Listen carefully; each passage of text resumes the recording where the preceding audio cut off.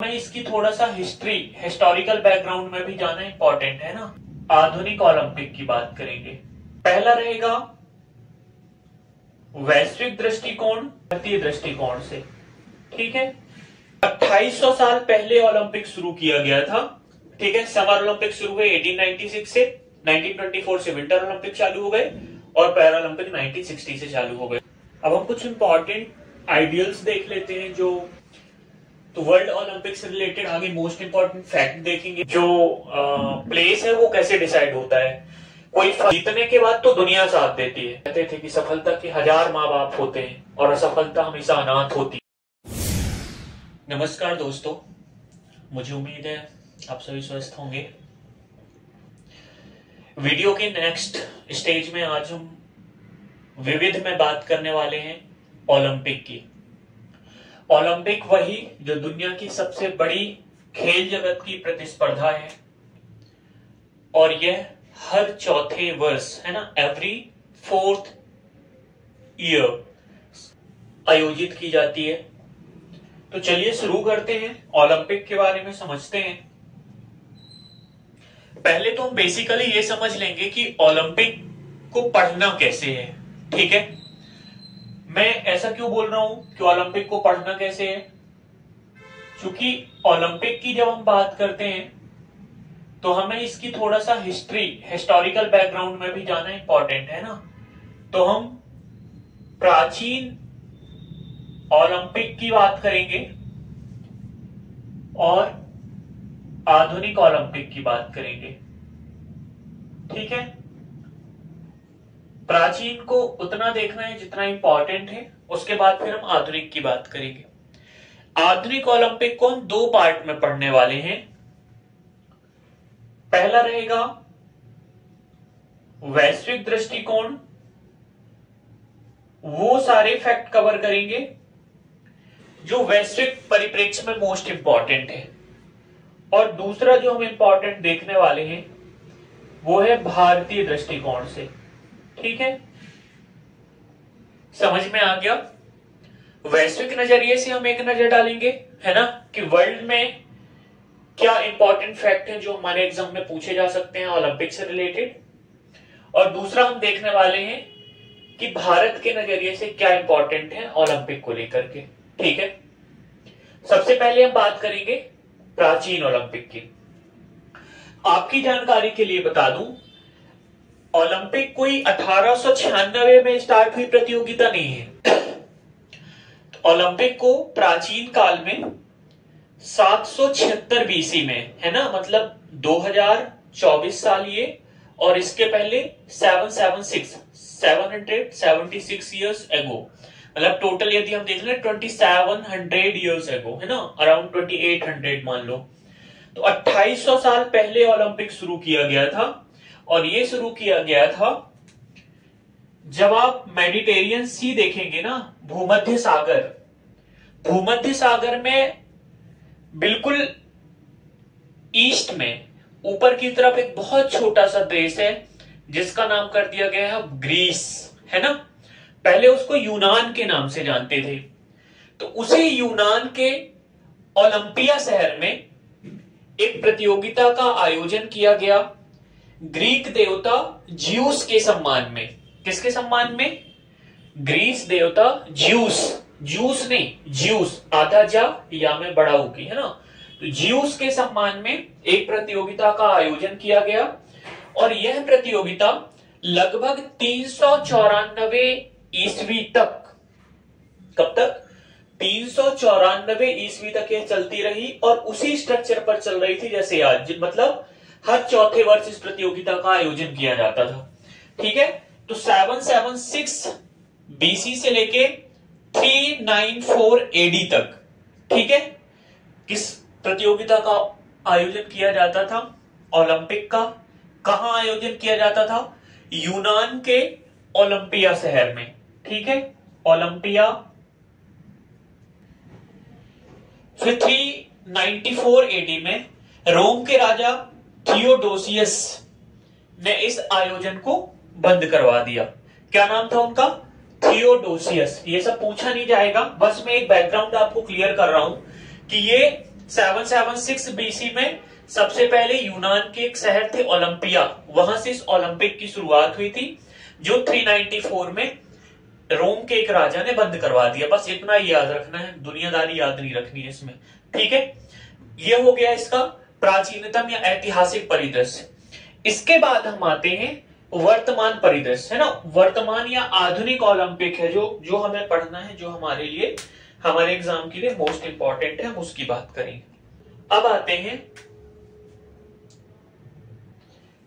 Olympic में, आधुनिक Olympic में पहला वैश्विक परिदृश्य देखेंगे, वैश्विक नजरिए से इसको देखेंगे, ठीक है। और उसके बाद फिर हम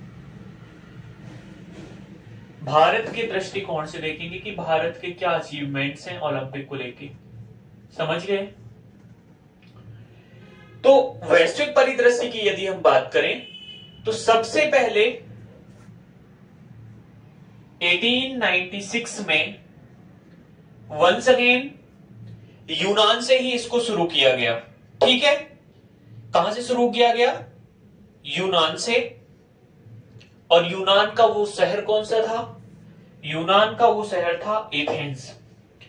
तो वंस अगेन 1896 में यूनान के एथेंस से, फ्रांस के सहयोग से या फ्रांस की प्रेरणा से ओलंपिक फिर से शुरू किया गया, ठीक है। कहां से? एथेंस शहर था यूनान या ग्रीस का, ठीक है, याद रहेगा। 1896 में एथेंस से शुरू किया गया और इसके पीछे जो प्रेरणा थी वो किसकी थी? फ्रांस के तत्कालीन जो चीफ ऑफ द स्टेट थे उनकी, और उनका नाम क्या था? पियरे डी कुबार्टिन, है ना। और पूरा इनका नाम था बैरोन पियरे डी कुबार्टिन, ठीक है। इनके सहयोग से या इनकी प्रेरणा से ये शुरू किया गया। ये कहां से थे? ये थे फ्रांस से, ठीक है। तो इनके सहयोग से तो फ्रांस के बैरोन पियरे डी कुबार्टिन के सहयोग से इसको फिर से शुरू किया गया। लेकिन क्या 1896 से ही समर ओलंपिक और विंटर ओलंपिक होने लगे थे? समर ओलंपिक तो होते थे, लेकिन 2 ओलंपिक और स्टार्ट हुए, एक तो विंटर ओलंपिक और एक पैरालंपिक, ठीक है। इनके जो आयोजन की डेट है वो अलग अलग है। समर ओलंपिक शुरू हुए 1896 से, 1924 से विंटर ओलंपिक चालू हो गए और पैरालंपिक 1960 से चालू हो गए, ठीक है। एथेंस से हुए समर ओलंपिक चालू, ठीक है। चमोनिक्स फ्रांस से स्टार्ट हुए 1924 में विंटर ओलंपिक, और रोम इटली से 1960 में क्या चालू हुए? पैरालंपिक्स। अब सबसे पहले चूंकि हम ओलंपिक पढ़ रहे हैं तो ओलंपिक को मैनेज कौन करता है, ओलंपिक को डायरेक्ट कौन करता है, ऐसी कौन सी बॉडी होती है, ऐसा कौन सा इंस्टीट्यूट होता है जिसके तहत पैरालंपिक्स, विंटर ओलंपिक्स और समर ओलंपिक खेले जाते हैं, हम उस पर बात करेंगे। तो ये जानना जरूरी है आपको कि 1896 से जब 1896 से जब ओलंपिक स्टार्ट हो गए तो उसके पहले कोई एजेंसी बनी होगी, इंस्टीट्यूट बना होगा, या बाद में? ऑफ कोर्स पहले जब हम कोई काम करते हैं तो उसके पहले हम उसके इंफ्रास्ट्रक्चर पर काम करते हैं, उसके बाद ही फिर मेन काम होता है ना। तो 1896 से ओलंपिक चालू हुए एथेंस से, और 1894 में एक इंस्टीट्यूट का एस्टैब्लिश किया गया, उसका जो नाम था वो था अंतरराष्ट्रीय ओलंपिक समिति, है ना, जिसको इंग्लिश में शॉर्ट में आईओसी भी बोलते हैं। तो 1894 में सबसे पहले एक कमेटी का गठन हुआ, वो कौन सी थी? इंटरनेशनल ओलंपिक कमेटी, जिसको शॉर्ट में क्या बोला जाता है? आईओसी, और हिंदी में यदि आप बोलना चाहे तो अंतरराष्ट्रीय ओलंपिक समिति बोलते हैं इसको, ठीक है। इसका गठन कब हुआ? 1894 में। ये आपको इंपॉर्टेंट है, ये याद होना बहुत जरूरी है, ठीक है। और इसकी पहली भारतीय महिला 2016 से कौन है? नीता अंबानी, ठीक है, ये आपको याद रखना है। और वो कब तक रहेंगी? जब वो 70 वर्ष की हो जाएंगी तब तक वो उसकी क्या रहेंगी? सदस्य। बस इतना याद रखना है, अगस्त 2016 में उनकी नियुक्ति हुई है। और आपने देखा ही होगा इस बार अभी जो ओलंपिक्स हुए थे फ्रांस में, है ना, पेरिस में, तो वहां पर थी, है ना, इंडियन हाउस में, आपने देखा ही होगा उनको। आगे चलते हैं। इसमें एक प्रेसिडेंट होता है, ठीक है, 3 वाइस प्रेसिडेंट होते हैं और 7 मेंबर्स होते हैं, ठीक है। टोटल कितने मेंबर हुए? 7 + 3 + 1, है ना, प्रेसिडेंट के साथ मिला दें तो 11 मेंबर्स से मिलकर ये क्या बनती है? कमेटी। इसको याद रखना है। अब इसमें जो ऑफिशियल वर्क होते हैं ये कितने, इसकी ऑफिशियल लैंग्वेज है 2। अब आप मुझे बताइए 1894 में पूरी दुनिया को कौन डोमिनेट कर रहा था? पूरी दुनिया को कौन डोमिनेट कर रहा था? ब्रिटेन, है ना। और ब्रिटेन का मेन कॉम्पिटिटर कौन था? फ्रांस। तो बस 2 ही इसकी लैंग्वेज थी ऑफिशियल, है ना। पहली थी कौन सी? अंग्रेजी, जिसको आप इंग्लिश बोलते हैं, और एक और थी कौन सी? फ्रांसीसी, जिसको इंग्लिश में फ्रेंच बोलते हैं, ठीक है। तो ये 2 इसकी ऑफिशियल लैंग्वेज थी। अभी मैं आपको इंडियन ओलंपिक कमेटी नहीं बताऊंगा, क्यों? क्योंकि अभी हम वैश्विक नजरिए से देख रहे हैं। जब हम भारतीय दृष्टिकोण से देखेंगे तो फिर मैं उसका पूरा बैकग्राउंड सहित आपको बताऊंगा। आगे चलें। अब कुछ इंपॉर्टेंट फैक्ट्स हैं जो हमारे एग्जाम के नजरिए से काफी इंपॉर्टेंट हैं, चाहे वनडे हो चाहे सिविल सर्विस एग्जाम हो। हमें देखना है कि इसके कुछ आइडियल्स हैं, है ना, जिसको हम क्या बोलते हैं? आदर्श। जैसे इसका ध्वज हो गया, इसकी मसाल हो गए, इसके पदक हो गए, है ना, इसका शुभंकर हो गया। तो ये सब चीजें कब से स्टार्ट हुई एग्जाम में पूछी जाती हैं। सबसे पहले ओलंपिक में शपथ ली जाती है, ठीक है। उस शपथ की बात कर लेते हैं। उस शपथ की शुरुआत हुई 1920 में, और 1920 में एंटवर्प ओलंपिक हुआ बेल्जियम में, वहां से इसकी शुरुआत हुई। एक्चुअली एंटवर्प ओलंपिक बेल्जियम में 2 चीजों की शुरुआत हुई। एक तो थी शपथ की परंपरा, और दूसरी थी जो ऑफिशियल फ्लैग होता है ना ओलंपिक का, वो भी फहराना स्टार्ट हुआ। कहां से होस्ट करना, कहां से स्टार्ट किया? 1920 एंटवर्प, ठीक है। तो एंटवर्प ओलंपिक अपने आप में इंपॉर्टेंट था, और ये कहां हुआ था? बेल्जियम में हुआ था। इसके बाद शुरू करते हैं। अगला जो है इंपॉर्टेंट वो है मसाल, ठीक है। मसाल जलाने की जो परंपरा है, एक्चुअली जो मसाल जलाने की परंपरा थी वो 1928 में एम्स्टर्डम ओलंपिक हुआ था नीदरलैंड में, वहां से शुरू हुई थी। लेकिन जो 1936 में बर्लिन ओलंपिक हुआ, यहां से उसका आधुनिकतम स्वरूप देखने को मिलता है, ठीक है, जो आज भी चला आ रहा है। आगे चलते हैं। शुभंकर की परंपरा। तो एक्चुअली ये सारे जो आइडियल्स हैं वो सब समर ओलंपिक के हैं, लेकिन जो शुभंकर वाला है ये विंटर ओलंपिक में स्टार्ट हुआ था, क्योंकि जो समर ओलंपिक था 1968 का वो मैक्सिको सिटी में हो चुका था। तो विंटर ओलंपिक हुआ कहां? ग्रेनोवल ओलंपिक फ्रांस में, ठीक है ना। तो ग्रेनोवल ओलंपिक से शुभंकर की परंपरा स्टार्ट की गई। अब अगला है शुभंकर। तो शुभंकर की शुरुआत कहां से हुई थी? तो शुभंकर की शुरुआत हुई थी, जैसे आप देख पा रहे होंगे स्क्रीन में, 1968 में ग्रेनोवल ओलंपिक से। क्योंकि ये सारे और जो अलग अलग आइडियल्स हैं ये सब मेन ओलंपिक, जिसको हम समर ओलंपिक कहते हैं, उसमें स्टार्ट हुआ था। लेकिन ये जो शुभंकर की परंपरा, मस्कट की जो परंपरा है, ये शुरुआत हुई थी विंटर ओलंपिक से। क्योंकि 1968 के समर ओलंपिक तो मैक्सिको सिटी में हो चुके थे, है ना, लेकिन ग्रेनोवल में विंटर ओलंपिक हो रहे थे और वहीं से इसकी शुरुआत हुई थी, ठीक है। और अभी 2024 में, जैसे कि आपको पता ही होगा, कहां ओलंपिक हुआ? फिर से पेरिस में हुआ, फ्रांस में, और फ्रांस से इसकी शुरुआत हुई थी।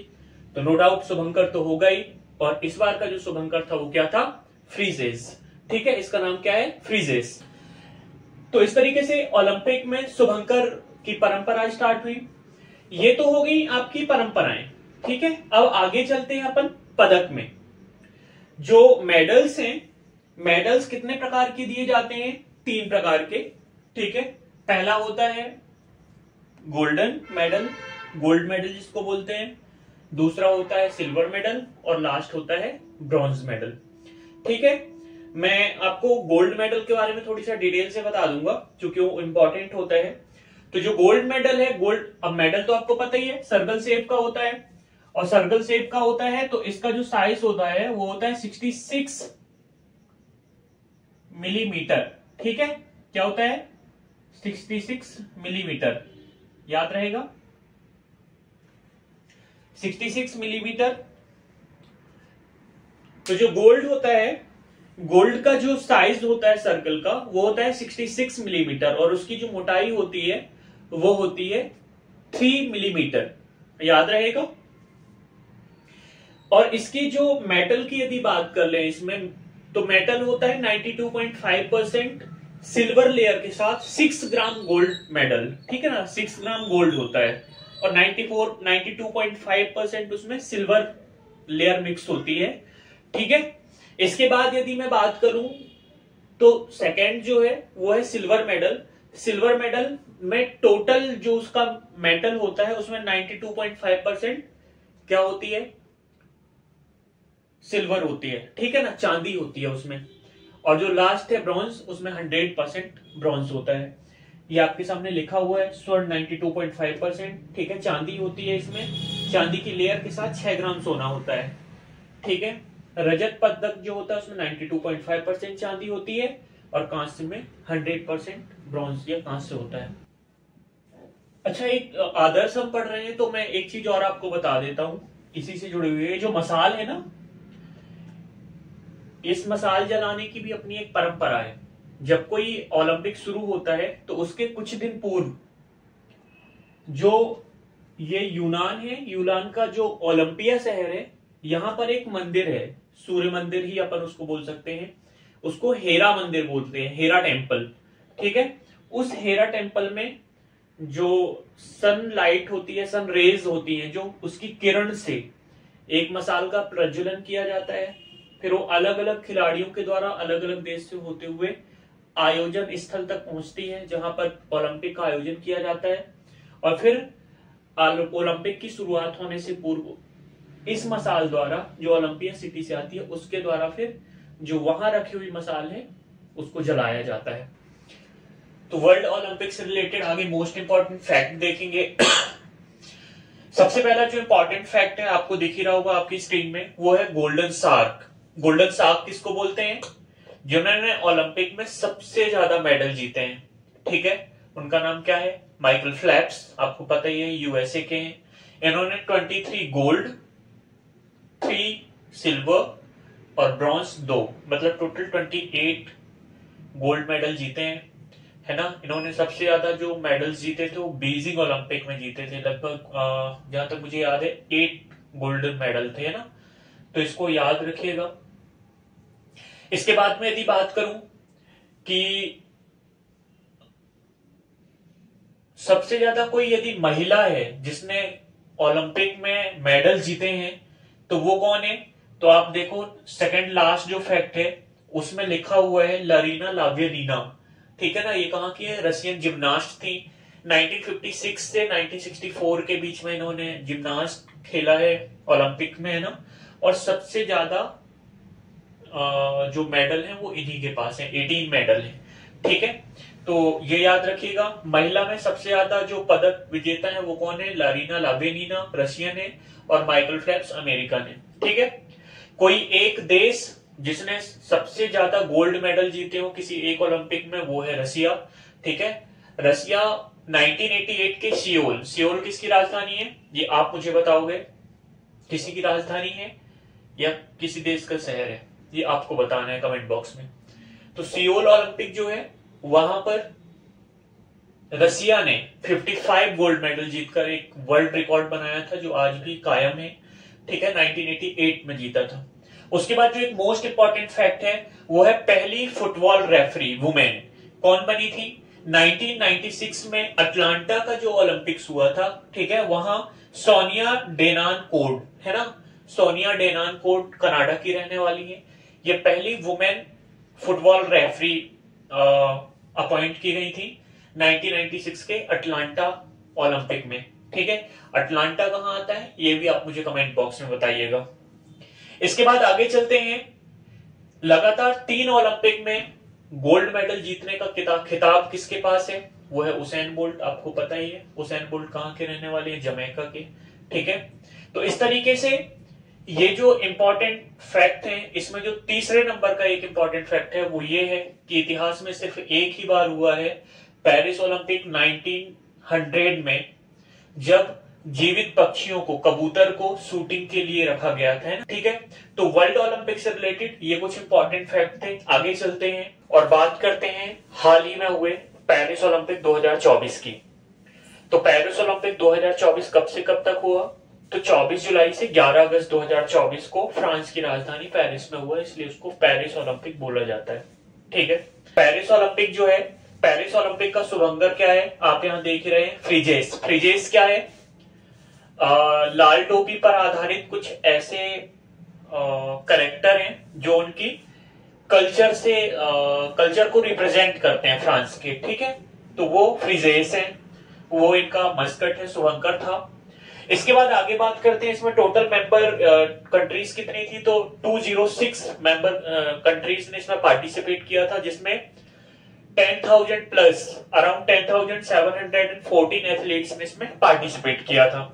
इसके बाद जो नेक्स्ट फैक्ट है वो टोटल कितने टाइप के कंपटीशन थे, तो 48 टाइप के थे। और ये वर्ल्ड में और पूरे हिस्ट्री में पहला ओलंपिक ऐसा था जिसमें मैन और वुमेन दोनों के लिए इक्वल कंपटीशन था, मतलब दोनों के लिए सेम प्रतियोगिताएं आयोजित की गई थी। ठीक है, याद रहेगा कौन सा? पेरिस। इसके बाद आते हैं इसमें कुछ नए कंपटीशन भी ऐड किए गए थे। तो हाँ, 4 जो है नए जो खेल हैं वो ऐड किए गए थे। वो कौन कौन से थे? सामने स्क्रीन में दिख रहा होगा, स्केटबोर्डिंग, सर्फिंग, ब्रेकिंग और स्पोर्ट्स क्लाइंबिंग। ये 4 न्यू खेल थे जो ऐड किए गए थे, और टोटल जो कंपटीशन नंबर है वो 48 हो गया था। ठीक है, इसके बाद बात करते हैं नेक्स्ट फैक्ट की। वो था पेरिस ओलंपिक 2024 में सबसे ज्यादा मेडल जीतने वाले पुरुष खिलाड़ी कौन थे। तो वो थे फ्रांस के तैराक लियोन मर्चेंट, जिन्होंने 3 गोल्ड और 1 सिल्वर पदक जीता था। और यदि वुमेन की बात करें तो वो चीन की हैं झांग यूफेई, इन्होंने कुल 6 पदक जीते थे, जिसमें 1 सिल्वर और 5 ब्रॉन्ज थे। तो इस तरीके से आपके वर्ल्ड लेवल के कुछ मोस्ट इंपॉर्टेंट फैक्ट हो गए। इसके बाद हम बात करेंगे टेबल की। वंस अगेन मैं रिपीट कर दूं कि ये हम सिर्फ वर्ल्ड लेवल का ओलंपिक पढ़ रहे हैं, जब एक वीडियो में सेपरेट बनाने वाला हूं जिसमें भारत में ओलंपिक के इतिहास से लेकर वर्तमान तक का पूरा डिस्कस करूंगा विद 2024 ओलंपिक को लेकर के। ठीक है, इसमें सिर्फ और सिर्फ हमने वर्ल्ड लेवल के जो इंपॉर्टेंट फैक्ट है उसकी बात की है। अगले चरण में हम बात करेंगे मेडल लिस्ट की, ओलंपिक 2024 की।